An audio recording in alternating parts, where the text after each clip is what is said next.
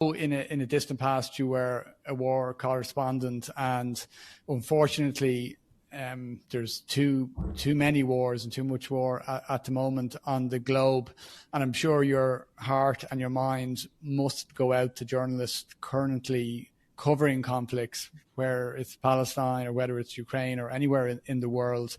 And I was just curious about, you know, how intense and also transformative that experience can be for a journalist in a war zone, and, you know, how it may inform leadership, you know, maybe your own leadership style from the past, but just to give people a sense of what that's like, and the important role, like you spoke about journalism at the very beginning, the important role of journalism, but that also has a very important, because unfortunately, like, wars can become so blasé about them, you know, and we see how wars like Ukraine just come off the headlines and people move on to something else. But good journalism in a war zone is vital. But could you just speak about it from your own experience and what may be happening there at the moment? Yeah, so my war correspondency, as it was at a sort of a very interesting turning point for journalism. So, you know, when I was sort of training to be a foreign correspondent, you know, you flew somewhere, you knew the battlefield was here, and you could stay close to the battlefield, but you knew where the enemies, you know, started and stopped. And I remember being in South Lebanon in a previous incarnation of the current conflict we're seeing, and, you know, in a hotel, and at 5 o'clock every day, the Hezbollah would fire their rockets from the olive grove. About 10 minutes later, the Israelis would bomb whatever part of the olive grove they were in. And we would sit there drinking a beer, watching this happen. And it was like a spectator sport. And I think for many, many years, the risks were calculable. You knew where the front line was, and you knew driving down that road, and then things start changing.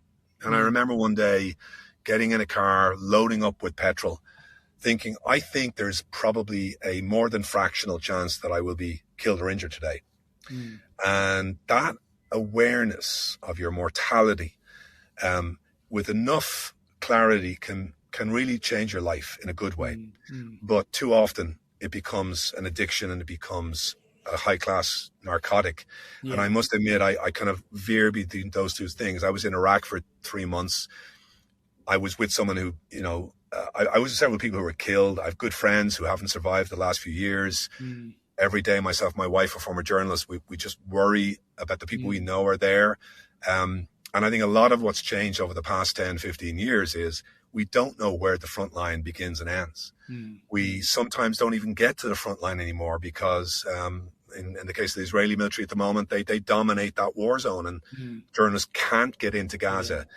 And I think more and more over the last 10 years, the importance of people that used to be almost the side actors, like the fixers and the translators, the people on the ground. The one revolutionary thing about social media is it's made important for us to have witnesses who are from that community, who are from Gaza, who know what it's like to live there even after the war moves on and the journalists move on. And if there's one thing that's better about foreign correspondence and war journalism, is we as the audience have a chance in a lot of cases to see direct evidence from the battlefield through either local journalists or social media feeds. What I worry about in this last conflict is that the people who are waging the war now realize that if they can stop that view of the battlefield, then they can shape the reality in people's minds. And yeah, that's the big problem that I must admit.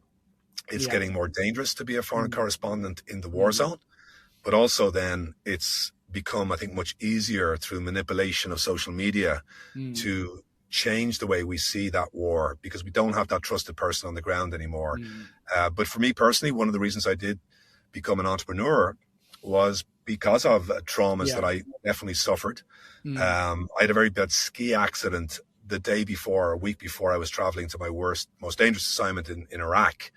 And it was almost like someone touching me on the shoulder going, call a halt before you get so addicted that, you know, you go down that rabbit hole. So I've seen that trauma. And the one final thing I would say is, if you have been in a position where you do work out the fraction of your mortality in a day, there's not a lot of things after that, you know, beside the safety of your family, that loom is large in your life anymore, even the collapse of a business.